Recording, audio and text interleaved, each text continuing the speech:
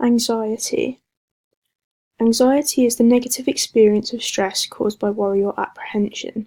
It has a negative impact on performance, whether somatic or cognitive. This might be fear of failure in a competitive situation. So a rugby player might have cognitive anxiety the day before a game, causing them to overthink the performance, leading to a decline in the performance the following day. They might also experience somatic anxiety before the game. Their palms might begin to sweat, their heart rate might begin to increase. Cognitive anxiety is the psychological effects of anxiety. This might be a fear of negative evaluation, meaning the performer is worried about the consequences of a poor performance. Perhaps might be worried about how they're received by the crowd or supporters. More simply, this could be described as worry or doubt. Cognitive anxiety usually occurs both the days or possibly weeks before a game, and even the moments before a game. The worry and doubt can continue throughout the build-up before a game and also during the game. A basketballer might have a title-deciding game in a few days. They might begin to worry about the game due to the pressure of it being a title-deciding game. This causes the stimulation of doubt in their mind about their ability and about the potential negative outcome of the game. This worry can continue into the game as they're playing, causing them to make the wrong decisions, perhaps a wrong pass that's intercepted, and have a decline in performance. Somatic anxiety is the physical effects or the changes that occur to your body. This might be an increase in your heart rate due to the stimulation of the sympathetic nervous system. Somatic anxiety is most likely to occur in the moments before a game. For example, when football teams are in the changing rooms and they get told to head out to the pitch where hundreds and possibly thousands of people are waiting. The footballer might become nervous at this point. They might begin to sweat. Their heart rate might begin to increase along with their breathing rate and blood pressure.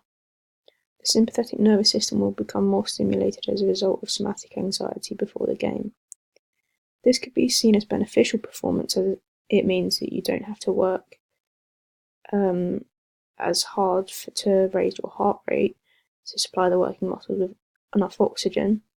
However, too much anxiety could be overpowering and cause the performer to lose focus, resulting in a decline in performance. There are also two other ways to divide anxiety, so this is trait or state.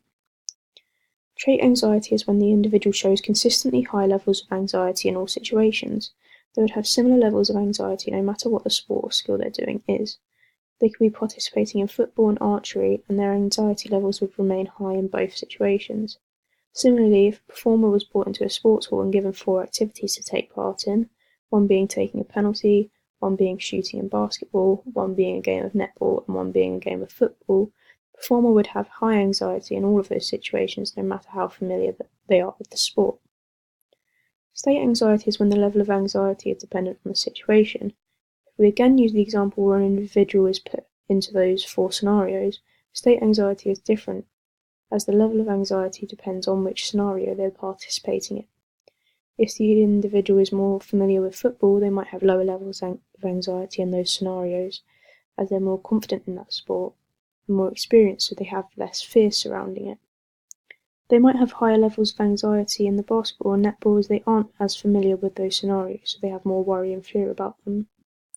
The individuals are also likely to have different levels of anxiety between the 2 football scenarios.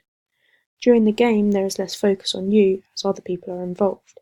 This means there's less pressure on the individual to succeed as they aren't being focused on.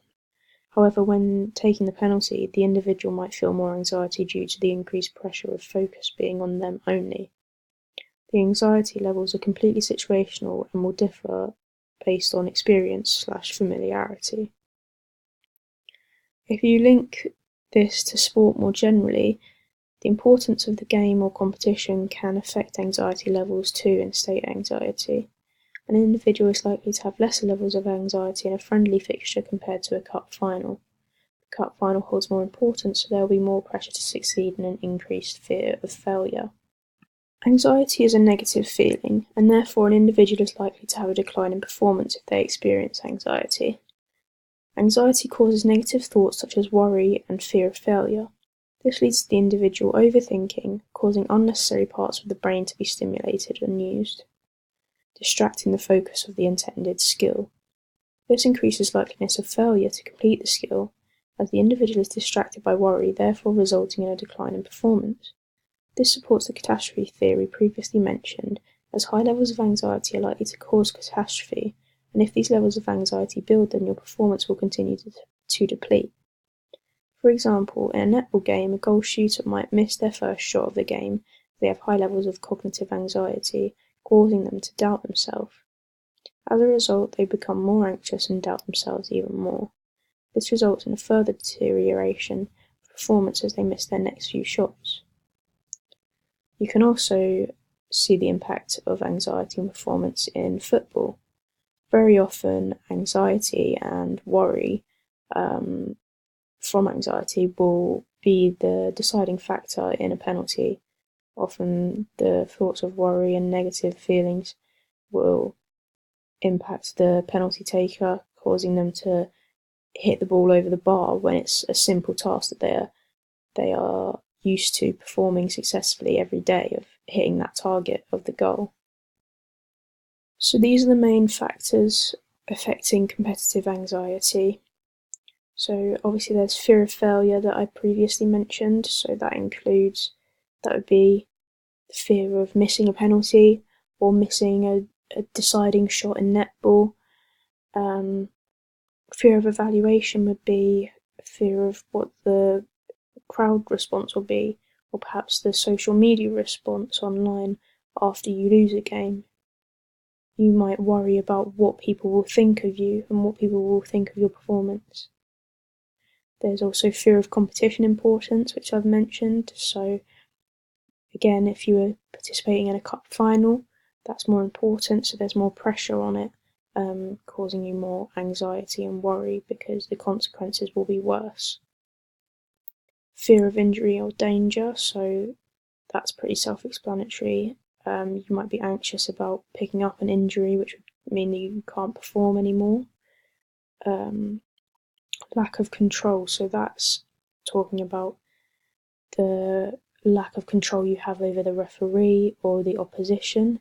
You might worry about that. You might worry about the opposition acting overly aggressively and potentially harming you, so that relates to fear of injury again. And the type of task, so again, it's how familiar you are with that task.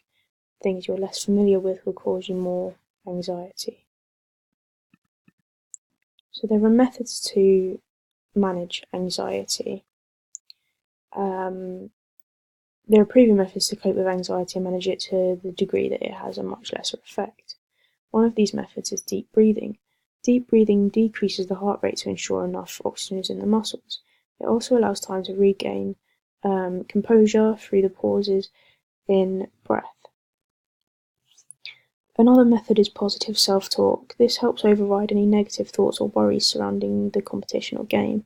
It will encourage you to focus on the potential successes, making your body replicate them. Similarly, mental imagery helps you replicate previously thought out successes. By imagining certain scenarios with a successful outcome, the performer is more likely to replicate that in the game as we act on memory of previous successes, muscle memory. Practice again has the same effect. By repeating the skill, you have more instances of success to reflect on and use muscle memory for future attempts at replicating that skill. These help settle your anxiety as the performer is picturing the potential successes whilst actively becoming more successful through practice. They begin to become more confident and have a lesser fear of failure. Warm-ups will again ensure that you're engaging the appropriate muscles in a skill, preparing you for success in the main event. Engaging and practicing also shows displays of success before the game, again boosting confidence. Deep breathing can be used both before and during a game, whereas practice, warm-ups and mental imagery can only really be used before a game. There are limitations to these methods. For example, most of them can't be used in the moment when you need them most. The methods can't be used actively in a game, so there is no way for the performer to deal with the anxiety during performance, meaning the anxiety can easily impact performance if there's nothing to help control it. Another limitation specifically to biofeedback is that biofeedback takes a while, requires lots of kit, and is expensive. This means that it's more difficult for individuals with a lower economic status to obtain and use. Another limitation of biofeedback would be that it takes extra time for the athlete to put towards it, whereas deep breathing doesn't necessarily take long, and you can do that during performance as well. Positive self-talk doesn't take that long. Mental imagery doesn't either. Warm-ups could.